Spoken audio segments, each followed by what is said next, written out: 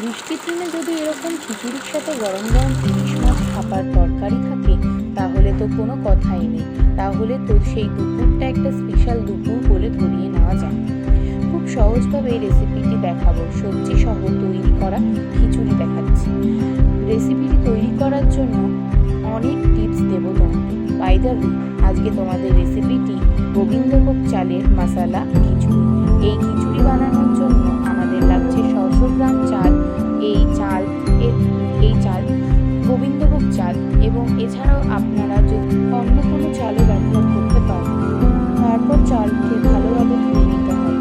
এরপর ডালকে ভালোভাবে ভেজে ডালের মধ্যে ভিজিয়ে রেখে 5 মিনিটের জন্য ডালটিকে ভিজিয়ে রেখে আমরা খিচুড়িতে ব্যবহার করব বাড়ির নানান ধরনের সবজি। তাই তোমরা বাড়িতে যে কোনো সবজি ব্যবহার করতে পারবে, যেমন আলু, ঝিঙে, বাঁধাকপি, লঙ্কা, পেঁয়াজ ইত্যাদি। আমি তো এইসবই ব্যবহার করেছি। অবশ্যই আলুটাকে সেদ্ধ করে তুলে নেব। আর তোমাদেরকে বলতে ভুলে গিয়েছি যে ডালটিকে অবশ্যই ভেজে উঠিয়ে রেখে 5 মিনিটের জন্য জলের পাত্রে একটু ভিজিয়ে রাখবেন।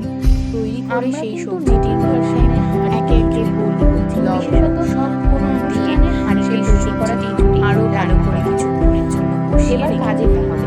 তারপর হাঁড়িতে তেল, শুকনো লঙ্কা, আদা, রসুন থেতো করে পেঁয়াজ দিয়ে নেড়ে চেড়ে সব সবজিগুলো কষিয়ে নিতে হবে। সব সবজিগুলো ঢেলে দেবে অবশ্যই। তারপর কষিয়ে নিয়ে লবণ, হলুদ, যাবতীয় মশলা দিয়ে আবার ভালো করে কিছুক্ষণের জন্য কষিয়ে ভাজা ডাল দিয়ে নেড়ে চেড়ে কিছুক্ষণের জন্য কষিয়ে ভালোভাবে তৈরি হয়ে গেলে তারপর গোবিন্দভোগ চালটাকে দিয়ে দিতে হবে। তাহলে স্বাদটা আরও ভালো হবে। এরপর একটা পাত্রে গরম জল বসিয়ে দেবে। সেই গরম জলটি দিলে কি হয়, স্বাদটা খুব ভালো বেড়ে যায়।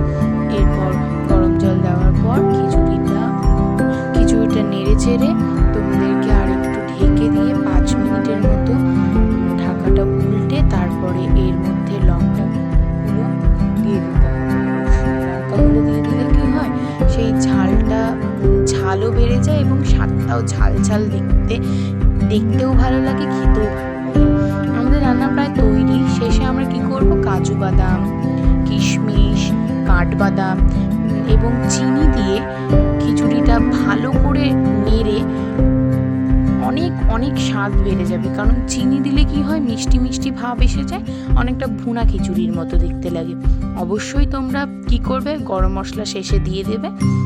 আর তোমাদের সাথে একটা জিনিস শেয়ার করতে ভুলে গেছি, স্কিপ করে গেছি, সেটা তোমরা কিন্তু অবশ্যই ঘিটা বেশি বেশি পরিমাণে দেবে। কারণ ঘি দিলে কী হয়, গোবিন্দভোগ চালের সেন্টটাও যেরকম আসে, ঘিয়ের সেন্টটাও সেরকম। এবং এরপরে আমাদের খিচুড়িটি প্রায় তৈরি হয়ে যাবে। বৃষ্টির দিনে এরকম খিচুড়ি মানেই অসাম। আর আমার মা তো অনেক কিছুই করেছিল এর সাথে, আলু ভাজা, বাটা মাছ। তোমাদেরকে আমি শর্টসেও দিয়ে দেবো এই রান্নাগুলো। সেই রান্নাগুলো তোমরা দেখতেই পারবে।